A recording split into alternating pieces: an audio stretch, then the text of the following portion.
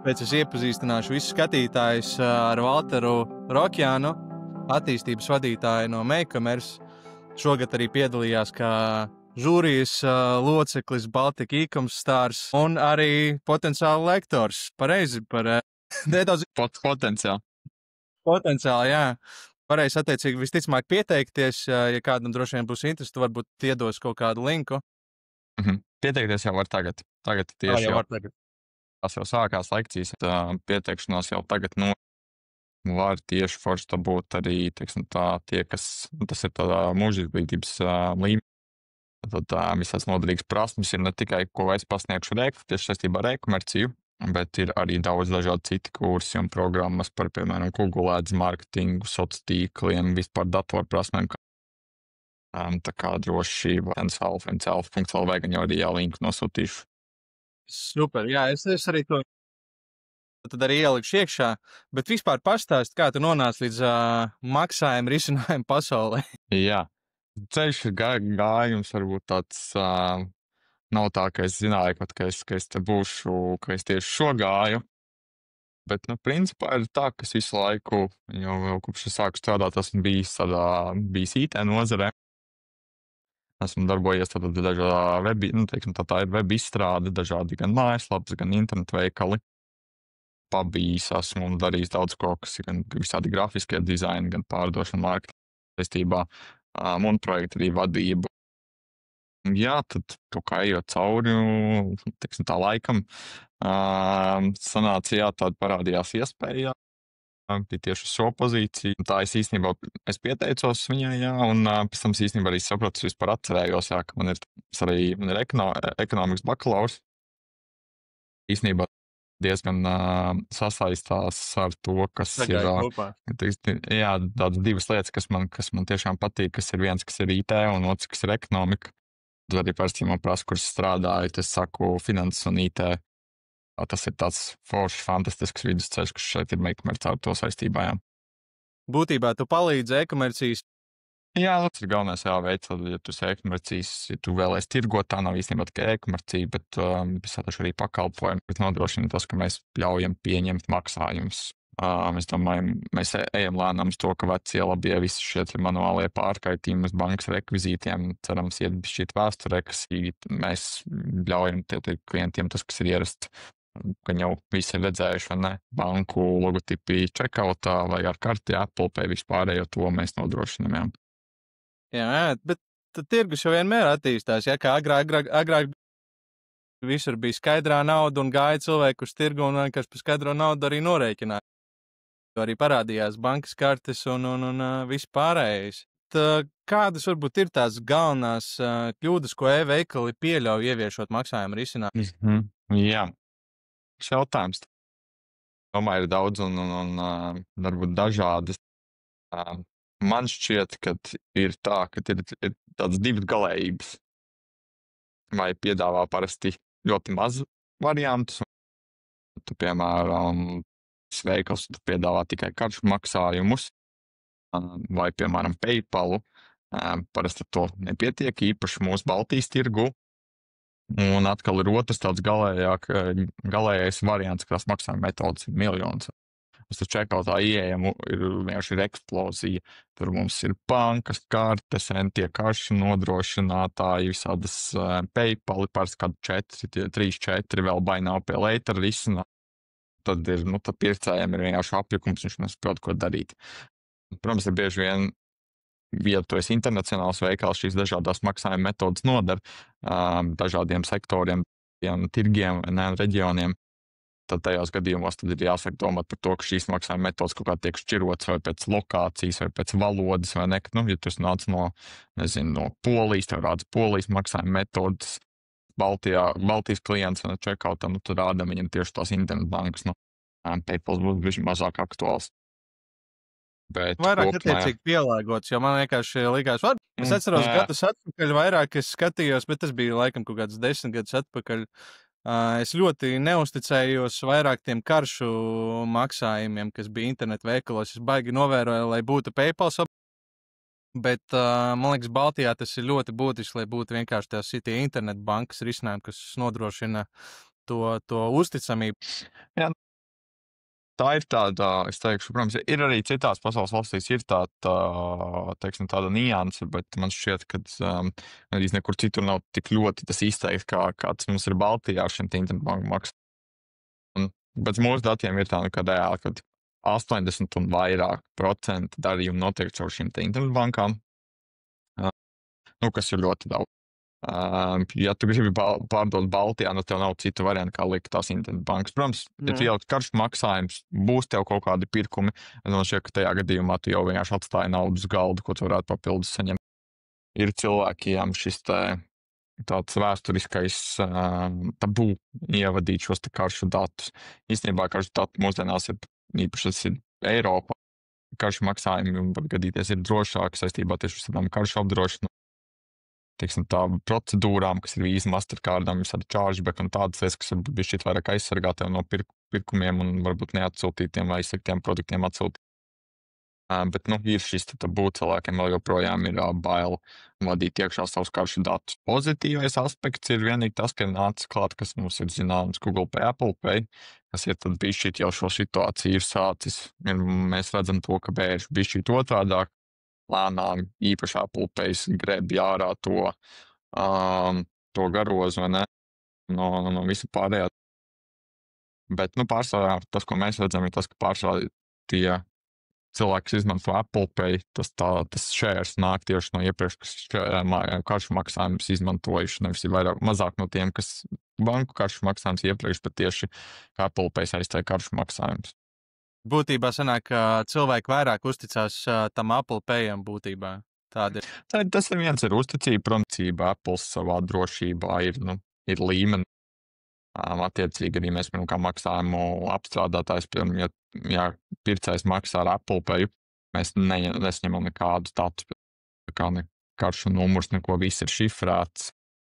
Visur ir tokeni, vispārējais drošības zīmoks vai nekas, ko viņi nodrošina.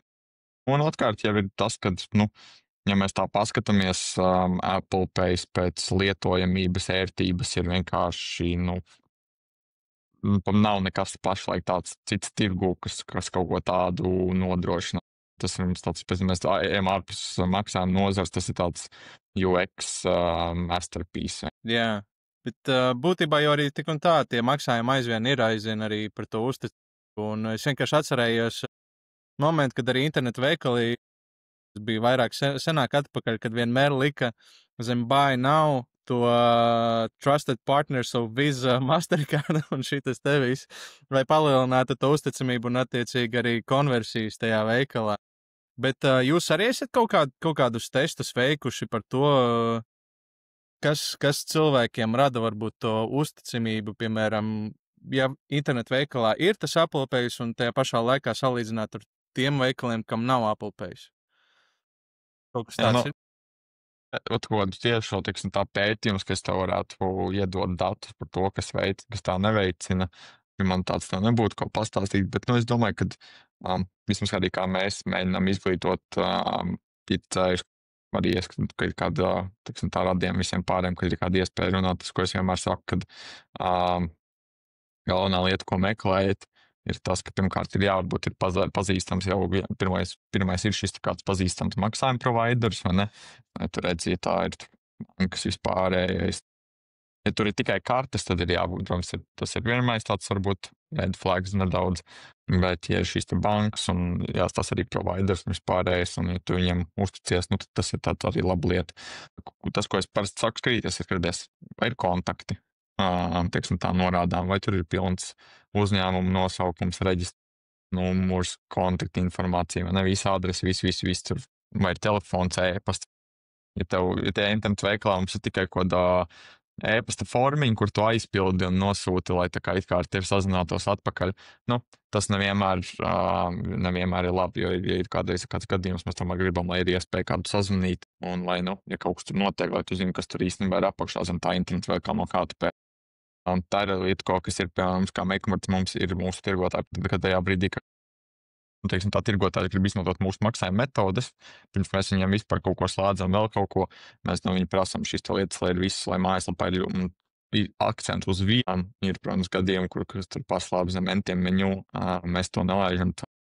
Ir jābūt viegli atrodamam, tā navigācija, vai tas ir footeris, kad ir kontaktu tālrunis, e-pasts, tu vari redzēt, atrast reģistrācijas numuru cilvēkus, arī pašnodarbinātie. Un tas pašnodarbinātais tad jābūt arī vārdam uzvārdam. Visu šo tiešām jāpārbaudam, jo mēs vēl nelaižam cauri tāpat, lai ir sakārtot visu lietošanas notikumu, atgriešanas politikas, privātuma politika. Mēs šo te visu pārbaudam, un tādā veidā varbūt mēs arī veicinām no savas puses tieši tirgotāju uzticamību, ka mēs viņam liekam būt tādiem vai neatklātiem, jo, ja tu savu informāciju izliec tur ārā, tad tev varbūt tas ir tādā veidā, varbūt veicinās to tirgotāju būt tādam godīgāk. Jā. Jā, jūs savā ziņā gan arī īstenībā aizsargāt gan tirgotāju, gan arī pircēju savā ziņā. Izvērt tādu. Bet cik vispār ir grūti saņemt kaut kādu maksājumu risinājumu pie jums? Kādi ir varbūt tādi bāzes stepi? Tā jā, tirgotājiem nav sakārtoti lietošanas noteikumi, privātuma politika, tajā brīdī, ka būs kāda sūdzība, vēl kaut kas, vai tie paši chargebacki kartēm, vai nebūs lietošanas noteikumi, viss, ka klients ir piekritis arī šīm lietām, tas tiek automātiski zaudēts, jo pircējs nav nekādam līgumam piekritis, vai ne, vai šiem te noteikumiem. Un tādā veidā, jā, mēs saku, tās prasības īstenībā ir, parasti mums tur pukst, vai ne, kad mēs liekam tās lietas darīt. Pārsvarā ir tas, ka šīs prasības ir vairāk priekš pašu tirgotāju, nevis priekš mums. Bet kā tu vispār redzi īsībā Baltijas e-komercijas maksājumu vidi ar Eiropu vai Skandināviju vai ASV, piemēram? Mēs vispār atpaliekam vai esam arī kaut kur priekšā? Te vienmēr ir tas, ka mums, protams, ir ierobežojums, ir mūsu cilvēks. Mēs nevaram salīdzināties apjomos. Mēs nekad nevaram konkurēt varbūt ar tieši, ja mēs ir internetu veikals, kurš ir tikai lokālajā vai ne tirgu Latviju, tas internetu veikalam būs grūtāk vienā brīdī skailoties līdz tiem apjomiem, viņam būs jāiet ārpus Latvijas, un būs jāiet ārpus Baltijas, un viņš gribēs sasniegt kaut kādus lielus augstumus. Un tajā pašā laikā tie, kas aiziet, viņiem ir jākonkurē ar ārzemju, kur varbūt ir lielāki resursi, cilvēki jau bāz. Tas ir, protams, tas ir mīnus, bet mēs tieši, ko mēs vienā brīdī runājām ar tieši, kas bija saistībā ar Baltijas e-komerciju, tas bija šogad tāds scaling tematika. Tieši, ko mēs apspriedām, bija tā kā tā nianse, teiksim, tā otra puse šim te ir tas, ka tas ir līdz mūsu tirgotājiem būt varbūt vairāk, nezinu, gluži varbūt radošākiem, vai kad viņiem ir bieži vien ir jādomā ārpus, outside of the box, vai ne? Kā viņi var iekļūt tajā, tas jau sākot Baltijas tirgū, un pēc tam atkal tālāk jau kā kaut kādiem, vai tie ir unikāli produkti, unikāls mārketings, unikāls pieejas, vai tomēr varbūt, kad ir šis te mīnus, mazāk visi apgrozījumi cilvēki, bet ka viņi savu ar citu lietu var izcelties, un tas jā, viņus tā bišķīt forso padomāt, būt unikālā. Bet jūs arī pamatā integrējat maksājumu sistēmas arī starptautiskiem uzņēmumiem parasti un arī internetu veikaliem. Jā, pamatā ir tā, ka mums ir tā Baltija, bet, protams, mūsu, teiksim, tā riska apetīti un tam līdzīgi ir vairāk uz to tendēti, kad pašam uzņēmumam ir jābūt Baltijā bāzēta. Protams, ja viņš tirgo arī uz ārzemēm, tā mums nav problēma. Mēs šis tāpat internetu noskaršu, piemēram, maksājuma metodas, vai tas ir Revolūts vai kāds cits metodas, kas tādas ir internacionālākas, mēs šīs maksājuma metodas nodrošinām, tieši lai viņi varētu pieņemt šos te maksājumus arī no ārzemēm. Bet principā mēs darbojamies tā, ka pašam tirgotājam ir jāatrodas Baltijā, ka viņš ir Baltijas tirgotājs. Tas ir kā obligāts nosacījums. Attiecīgi, ja tirgotājs ir reģistrējis uzņēmumu, piemēram, nezinu, Vācijā, sadarbība ir Mēs uz to skatāmies, teiksim, tā ir arī, protams, uzņēmumi, kas nav reģistrēti Baltijā, bet ka viņam ir jābūt kaut kādai, mēs to sakām, ka jābūt kādai saistībai ar Baltiju, vai ne?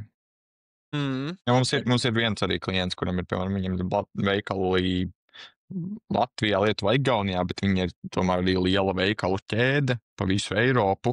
Viņi grib vienādot, mēs arī nodrošinām visiem šiem pāriem Eiropas veikaliem, vai tā ir Slovākija, Vācija un citur, kur mēs nodrošinām arī viņiem šos te maksājumus. Viņiem ir tomēr pat sasaist ar mūsu tirgu, jā. Bet mēs to pārsvarā izskatām tādā case by case. nevaru pateikt tādu universālu modlīnu. Tā mēs to izskatām katru gadījumā. Un vispār, cik grūti vispār ir integrēt šos maksājumu risinājumus e-veikalā? Tur tiem īpašniekiem, tiem e-komercijas īpašniekiem, viņiem ir jābūt kaut kādām IT zināšanām, lai to vispār varētu izdarīt. Kā tas vispār tas process notiek? Vai jūs viņam palīdzat? Jā, es teikšu tā, gan maksājumi, gan piegādes nav bijis nekad, man šķiet, tik viegli viss tas izdarāms. Mums mūsdienās pirmkārt jau ir, kas ir jau gatavās e-komercijas platformas. Tur ir viss padomāts, lai ir maksimāli viegli. Tā visi šīs kas ir lielās e-komercijas populārās platformas, viņas strādā līdzīgas. Tas ir tāpat kā tev ieinstalēt aplikāciju telefonā. Gribi Instagram, aizies uz App Store ieinstalē, vai ne? To pašu tu pārsvarā dari ar šīm e-komercijas platformām, ka tu aizej, vai tie ir plugins, vai modules, vai integrations, kā viņi to sauc, aizej uz šo te marketplace, raksti meklētājā e-komercijas, vai aizej no mūsu mājaslapas uz šo te linku, un tu instalē savā, teiksim tā, iekšā veikalā. Viss, kas atliek izdarīt, ir šis te, tas ir līgums. Mums ir šīs visas pārbaudas, noslēdzam līgumu. Attiecīgi, tad ievada speciālas atslēgas, iekopē no mūsu sistēmas savā veikalā, un tas principā ir arī viss, kas ir jādara saistībā, lai maksājums integrētu. Man to var izdarīt, man šķiet ļoti ātri, tur nav jābūt IT tehniskajam nekādam guru. Ātruma ziņā es arī saku. Un mans personīgais rekords ir no komunikācijas sākuma līdz aktīviem maksājumiem, jau ka pieņem veikalā jau ir 24 minūtes. Tā kā tas ir ar visu līgumu parakstīšanu, prasībā, visu un instalēšanu un aktivizēšanu.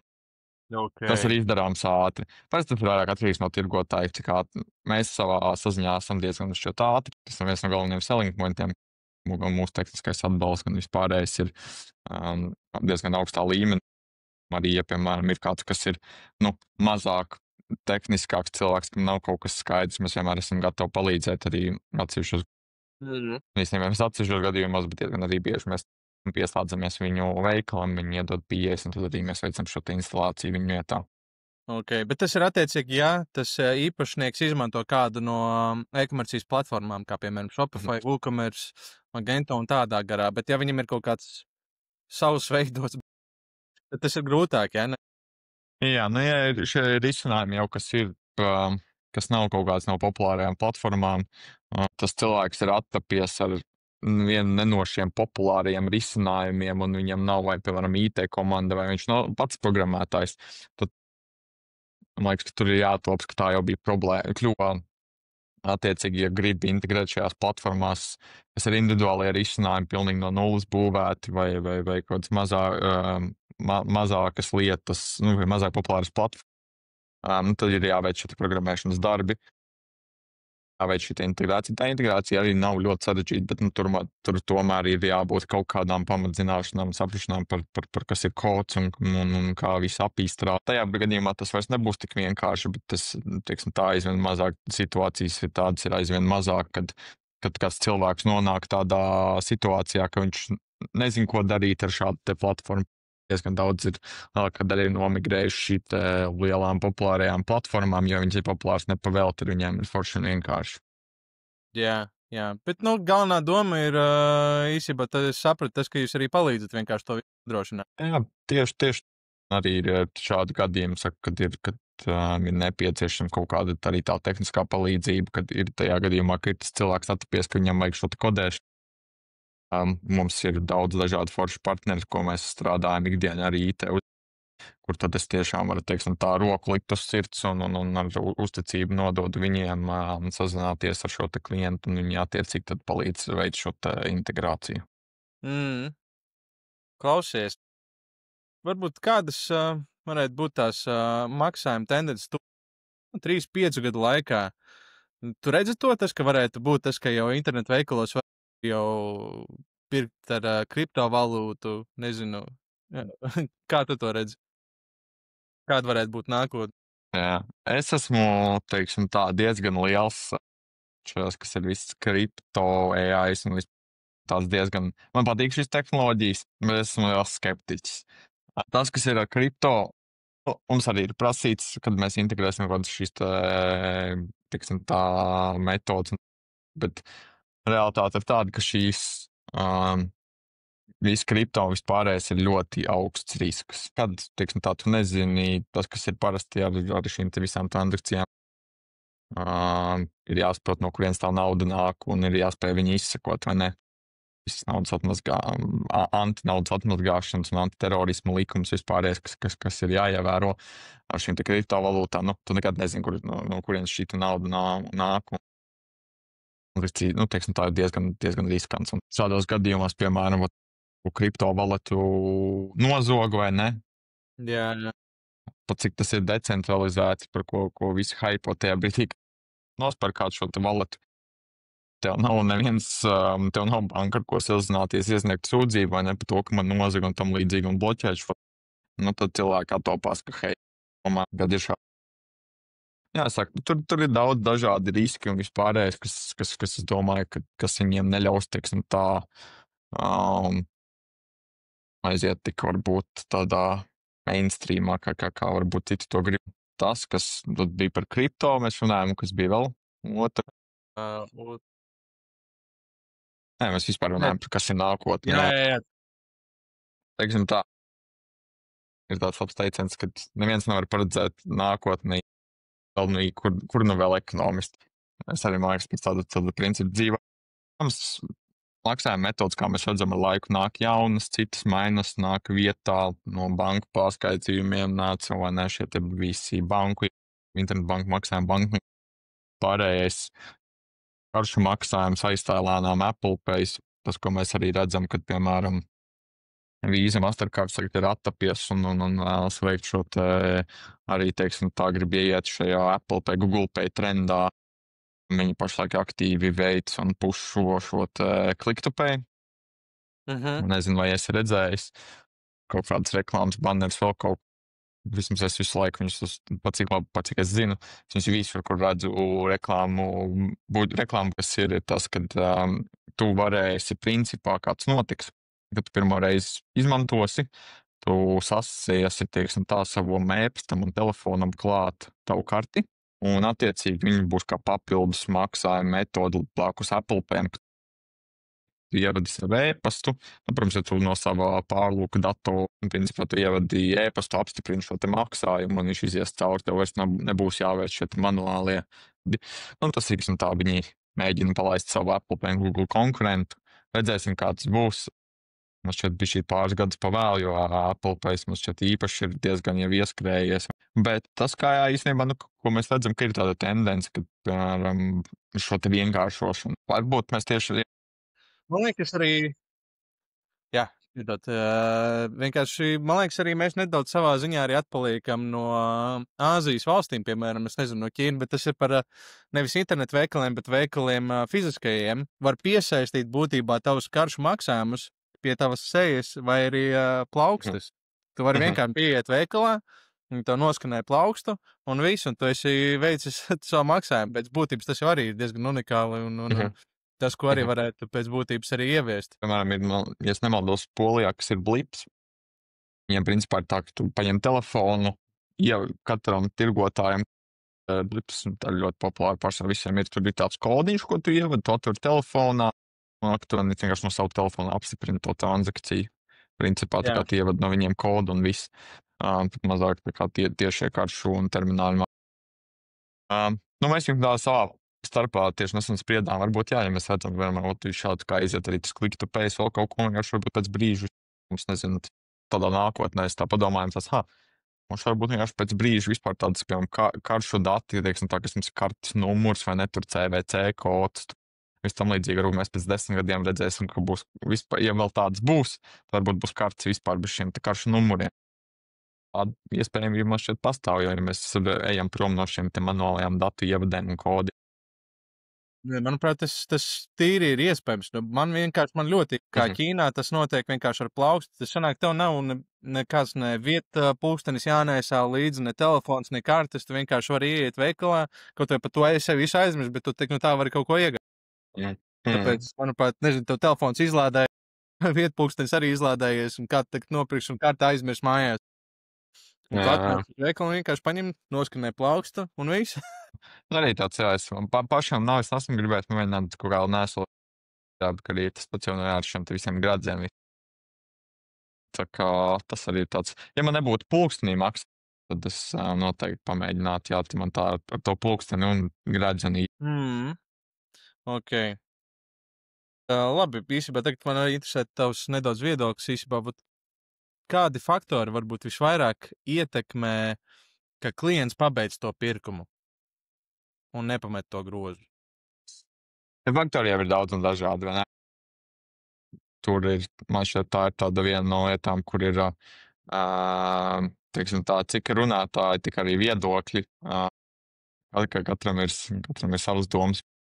Protams, ir daudz lietas, kas jau ir redzamas, mazāk klikšķi, un ātrāk tiec pie, teiksim tā, līdz tam maksājumam. Ja tu maksimāli atvieglos to procesu, tev būs vairāk šis conversion rates augsts un vispārējais. Ir daudzas visādas arī vēl citas UI, UX nianses, visi izkārtojumi, vispār stratēģijas ar atlaižu kuponiem, pārdomāju pirkt, tomēr atsūta e-pastā, un tāpēc 5 šīm minūtēm tev tomēr varbūt pārdomāja. Kas īstenībā nepabeigto pirkumu e-pasta ir tādā GDPR grey zones, jo tehniski, piemēram, tu parasti, kad tu piekrīti tur privātam politikai un mārketingam, tajā brīdī, kad tu veic pirkumu, kad tu atzīmēsi checkbox un nospiedz pirkt. Tehniski, ja tu nepabeidz pirkumu, vai tu jau checkout esi ievadījis datus, tu vēl neesi nekam piekritis. Un tā ir bijušas diskusijas par tādu grey zone, vai tā īstenībā drīkst privātam politikas. Bet bija arī kaut kādas sūdzības arī no pircēju puses? Tas nav vēl tā aizgājis, bet mēs esam tā, kuri iepriekšējā tieši, kur darbojas internetu veikalu izstrādē, ka mums ir bijis tā, jā, kad tas ir tāda pelēkā zona. Man šķiet, ka nav tas aizgājis, neesmu dzirdējis, ka tas aiziet tādā viral līmenī kaut kāds case vēl kaut kas, bet tas ir tāda. Jā, un tad jau tālāk, ja mēs sakam, jā, tad visādas, kas ir UX nianses, paši, ko mēs iepriekš runājām, vai ne, vai cik tev ir, vai tās maksājuma metodas ir pazīstamas, kādas viņi ir, vai tev ir ērti. Saka, man ļoti patīk ar Apple Pay, vai ne, es redzu Apple Pay, un es izmantošu Apple Pay. Daudz šīs lietas, kad checkoutā soļi, vanpage, vai tur pa 10 sakal lapām ir jāstaigā, tas jau daudz ko. Ok. Labi, īstenībā tagad varētu parunāt arī par to laiku, kad tu piedalījies kā žūrijas loceklis Baltika e-commerce. Kā tu līdz tam nonāci? Un vispār arī kāda bija galvenie kritēriji vērtējot tos e-veikalu? Jā. Sākam no to, kā mēs tiksim, teiksim, tieši saistībā ar Baltika e-commerce awards.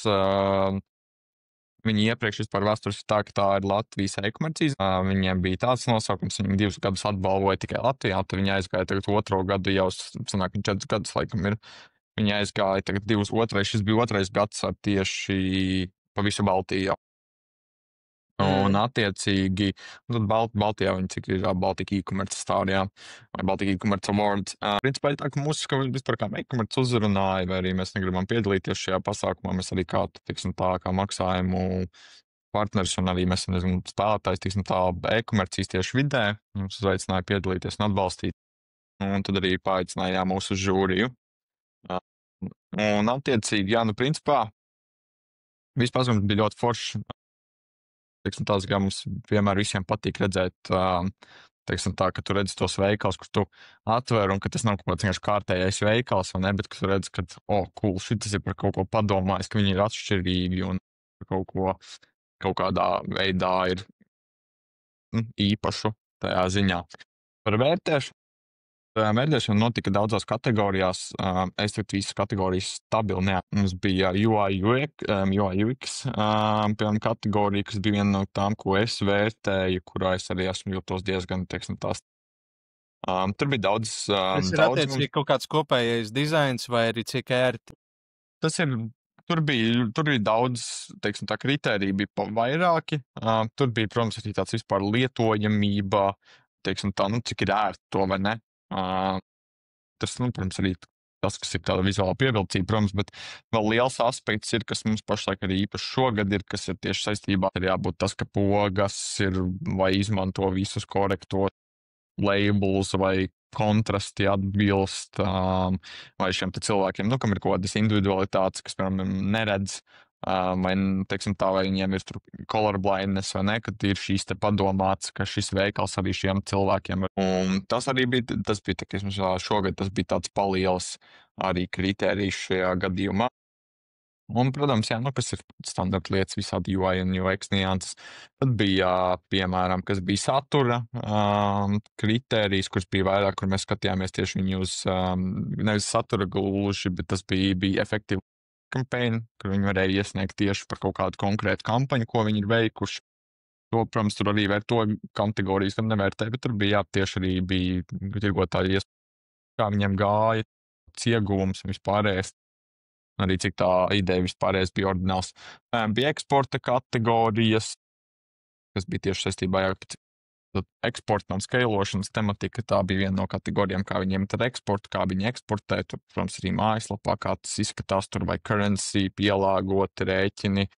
Tas bija viens, arī ko mēs no savas puses Make-Marks apbalvojām. Bija tieši ar Trodo, jo, piemēram, tas ir autorezerves daļa.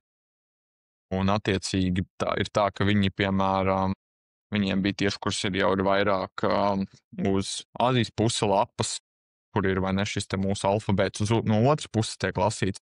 Tad viņiem, piemēram, visi UI, UX bija tā kā switchots uz otru pusi. Ir tā kā nav, piemēram, filtri kategorijā ir otrā pusē nekā pierasti mums kreisi. Tā kā tur bija, var redzēt, un šādas bija tās nianses arī, ko mēs skatījāmies, kur mēs meklējām, kur cilvēki ir tiešām nevis vienkārši kaut ko labu uztaisījuši, bet gājuši to ekstra step. Jā, tas ir unikāli īstenībā. Jā. Tā ir tāda lieta, kur jāpadomā. Es esmu bijis arī no citām darbietām, kur bija jāizstrādā šis projekts. Tas bija Saudijā, kur mums arī bija lapa jāpārtaisa viss tas UI, UX uz otru pusi. Īstenībā diezgan čakarīgi. Es varu iedomāties. Jā, pamainīja priekš tieši lokalizāciju. Tā kā, saka, daudz šīs te kategorijas. Bet tas, ko es laikam, šeit arī ir kaut kādi spēlētāji tirgū, ko mēs gaidījām, ka pieteiksies vai ne, bet kas nepieteicās, kur varētu mierīgi.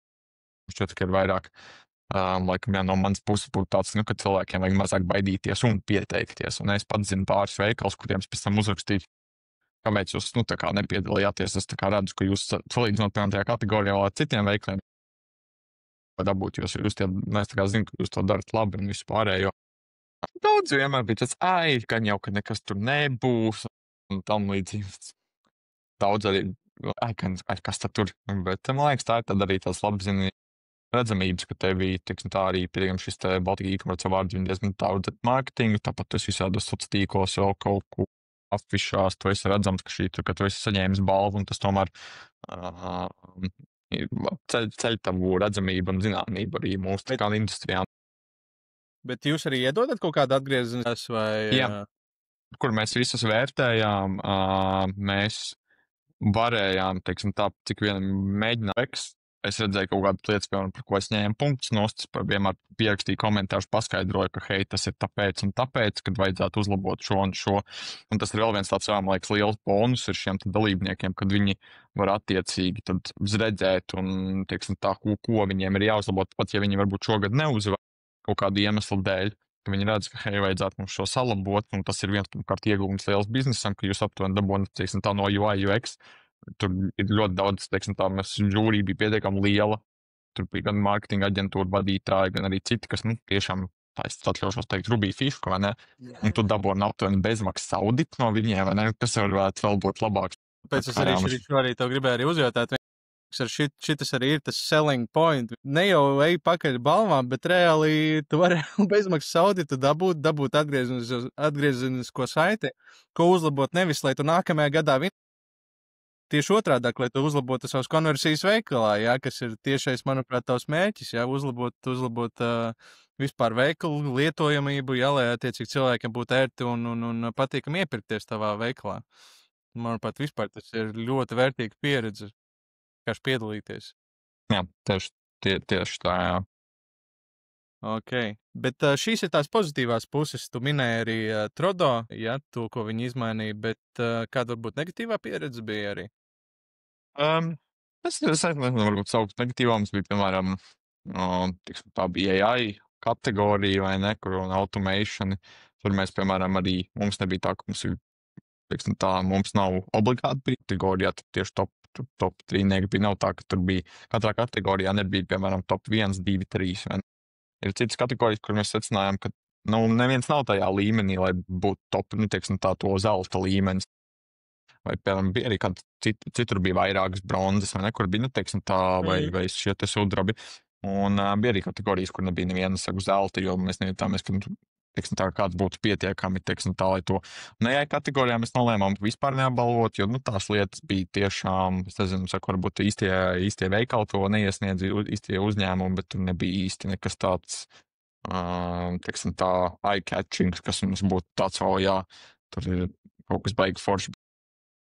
Priekš e-pastiem izmanto automatizāciju, iztulkot vēl kaut ko, tas ir tāds, varbūt tas, kas tika gaidīts. Kā es teikšu, ka īsti citu negatīvo aspektu pasākums bija tiešām forši, gan ļoti noderīgais, kas bija pēc tam jau visu apbalvošanas ceru, satikšos dažādus e-veikalu tirgotājus, gan konferencē, kur tas notika visu apbalvošanu, arī diskusijas vispārējais, gan jau arī pēc tam, kur bija paši mūsu apbalvošanas ceremonija, satikšos ar tirgotājus parunāties un dalīties zināšanās.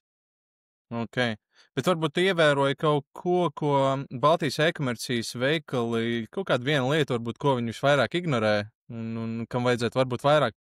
Bija kaut kas tāds? Tā.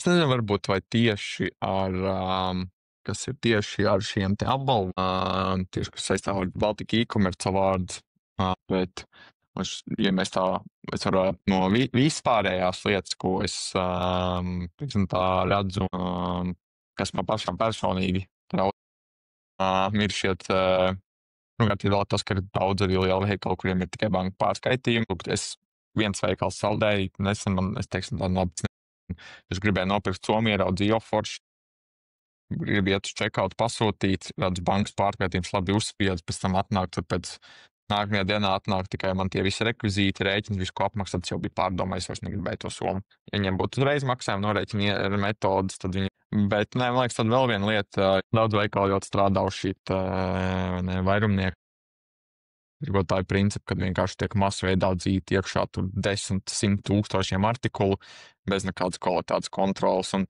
ja mēs bieži vien ejam kaut kāds meklējam kādu konkrētu produktu, ja tu esi noskatījies, tu tur ieliec salīdzina vai vēl kaut kas, piemēram, tie produktu apraksti ir pilns bez nekādām bildēm, vai apraksti vispār neeksistē, vai tie apraksti ir vienkārši ar mašīnu, es te vispār jau cauri, varbūt tāds, jā, kad ir šis te princips tikai quantity over quality, un man liekas, tas ir diezgan daudz ir vienkārši dzīvo šādu te.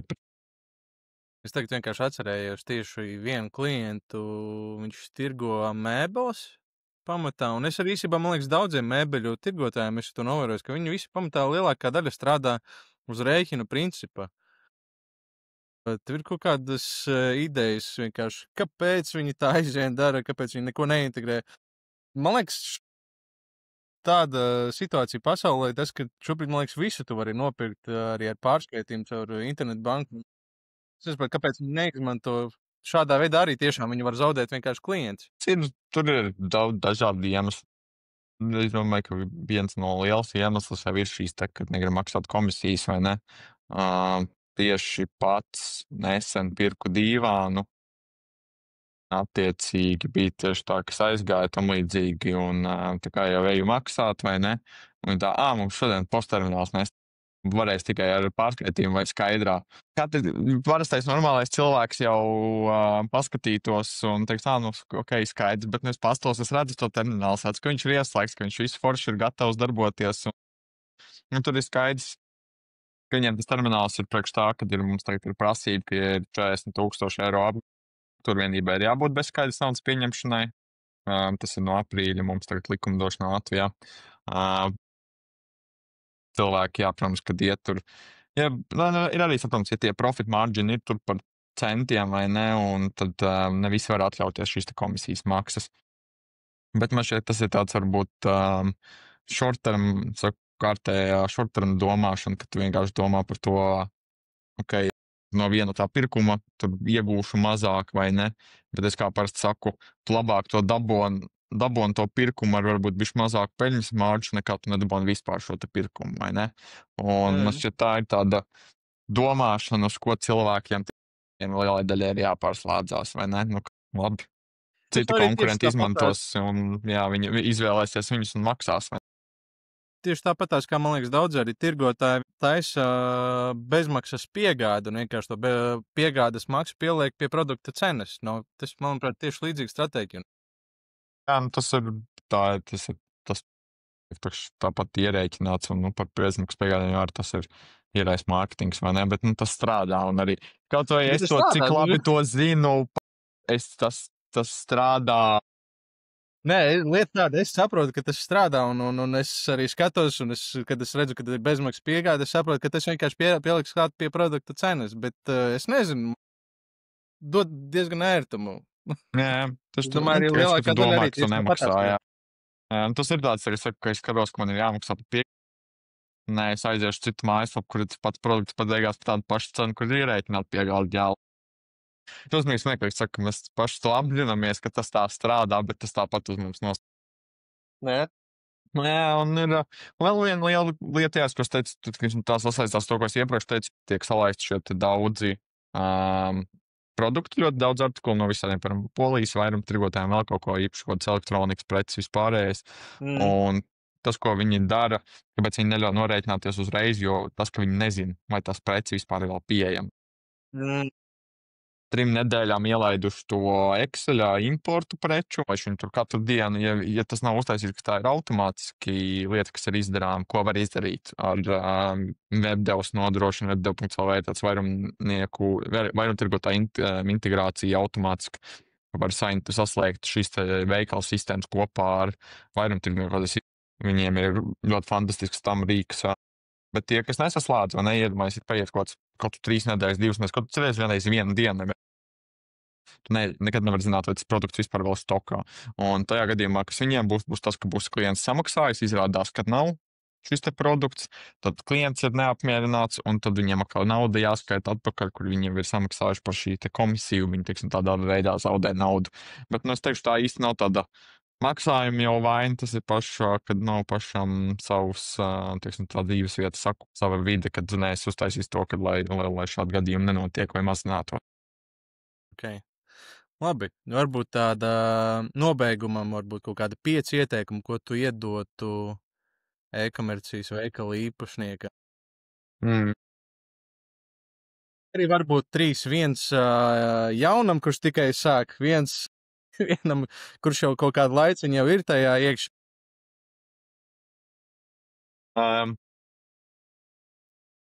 Jā. Nu, ja mēs runājam par maksājumiem pirms, teiksim, arī no mūsu viedokļa, teiksim, tāpat kā mēs skatāmies ikdienā pērkam kaut kāds pirkums, vai ne? Bieži vien mēs skatāmies sākumā uz vislētāko cenu, pēc tam mēs beigās tāpat to summu pārmaksājam, nopirkt kaut ko lētu, beigās nopirkt to lietu 2 vai 3 reizes, nopirkt kaut ko bišķi dārgāku. Varbūt pēc tam tas te uzreiz kalpos gadiem. Un šeit līdzīgi arī ar maksājumiem, kad varbūt jā, mēs neesam arī lētākie, bet tas, ko mēs sniedzam, ir kvalitāte. Un šķiet, ka ir ne tikai, protams, tas ir maksājuma vidē, bet vispār kopumā uz to ir cilvēkiem bišķi, jo, ja tu, piemēram, kaut kas noies greizi, vēl kaut ko tu patērēsi 3 reizes vairāk stundas laika, kaut ko atrisinot un risinot, nekā, ja tev būtu sākumā, varbūt kāds dārgāks, labāks risinājums, kur tev šī problēma tas ir tāds, ka pārdomājot, nevienmēr lētākais ir labākais. Tas būtu tāds viens liels, ko es vēl varētu ieteikt, jā, kad ir šis te, ja pats jūties, ka tu neesi šajā nozarē stiprs, mums šķiet ir ļoti svarīgi atrast kādu partneri, kas tev var palīdzēt. Es saku, jums nav obligāti, teiksim, tas ir piemēram internetu veikalu izstrādi, paņemsim par piemēru. Tad nav obligāti jākļūst par klientu, lai viņš tev visu izstrādāja vai visu pārējo. Bet kaut vai uzrakst, man ļoti daudz zinām cilvēku, arī man cilvēki raksta, mums bieži vien raksta, teiksim, tā cilvēki nesaprot, ka mēs esam tikai maksājumi, mums bieži vien raksta kaut kādu mājaslapu izstrādēm, vēl kaut kādu jautājumus. Bieži vien vispār mūsu klientiem esam slēgušies klāt un ko viņam kodā labojuši, kas nav saistīts ar maksājumiem. Bet tas ir vienkārši kā tas ir. Ir svarīgi atrast šo partneri, kas tev var vismaz pakonsultēt. Jo nesaku, ne obligāti tev vienmēr viņš jāņem kā izstrādātājs. Atrodi kaut kur tu esi redzējis kādas labas atsauksmes, vēl kaut ko. Viņam ziņu LinkedInā pajautā, pakonsultēs tāpat par šīm e-komercijas populārām platformām. Pajautā kādam, pirms tu izvēlēs, pajautā kādam cilvēkam, kādam vietējam, ko, kāpēc, kādos gadījumos tas viņš visticamāk tev palīdzēs. Tur nepiestādīs tev. Ir šie gadījumi arī, ko tu minēji ar šīm nepopulārākiem. Izvēlās kaut kādas citas platformas, gan jau zina no kādām reklāmām, piemēram, ir Squarespace. Viņi ir diezgan populāri. Viss ir forši, līdz tu gribi pieslēgt maksājumus vai piegādes, bet Squarespace'am nav ne integrācija, ne ar nevienu mūsu lokālo provideru, ne ar piegādēm. Un tad tu atopies, ka hei, tā jau platforma ir forša, tu reviews viņai redzēs, ka viss ir forši un skaisti, bet tu kā nezinu to sīko detaļu, neesi aizdomājies tik tālu, ka tajā brīdī, ka tev jāpieņem tie paši maksājumi. Un tāpēc tas ir svarīgi vērts pakonsultēties ar kādu. Man liekas, vienmēr tā jau arī ir. Vienkārši tev jāatrod vietas, kur tu esi vājš, un vietas, kur tu esi stiprs. Un jādara tas, kur tu esi stiprs, un tur, kur tu esi vājš, tev jāatrod cilvēks, kurš ir stiprs tajā vietā. Jā, tieši nu, saku, man nevajag baidīties. Ņemat uzrakstat, un noteikti kāds būs. Kādreiz kādam ir jautājumi, var droši man uzrakstīt, esmu gatavs palīdzēt. Tā nav problēma. Tas būtu tāds trešais padoms. Jā, varbūt nebaidīties, kas ir iet iekarot varbūt vairāk par savu ģimenes loku ar produkciju un visu pārējo. Kad man šķiet, kā jūs minēju, kad nekad nav bijis tik viegli pārdot vispār un tam līdzīgi, un, piemēram, līmenī, nevis tā kā, ja tu sāc tur internetu veikals Latvijā, kāpēc apstāties ar Latviju? Vēl uzreiz visas Lietuva un Igaunija. Tie mūsu tirgi cilvēki ir tik nenormāli līdzīgi. Bieži vien pietiek ar to pašu angļu valodu, piemēram, ja tev latviešu valodu un angļu valodu, vai ne?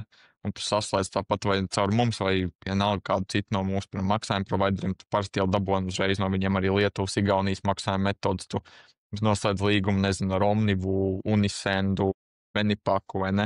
Tu uzreiz dabūni līgumā, ja tev ir visas cenas arī, kas ir uz vietu, un izmanto to, kad nevajag sevi, man liekas, ielikt tādā kā rāmjos kastē, ka es tikai tagad uz Latviju. Tas tirgus ir tik līdzīgs, kad palielina savas iespējas, teiksim, tā izdoties un aiziet tam veikalam ar šo te, ka vienkārši paņem un šauj uzreiz pa. Citreiz, protams, tā nevajag, bet man liekas, šādos gadījumos ir, ka varbūt jāšauj to lielu gabalu pa baloģi. Bet tik un tā, man liekas, mēs uz Baltijas pat mērogā mēs tik un tā esam salīdzinoši maz. Jā, tieši tāds. Jā.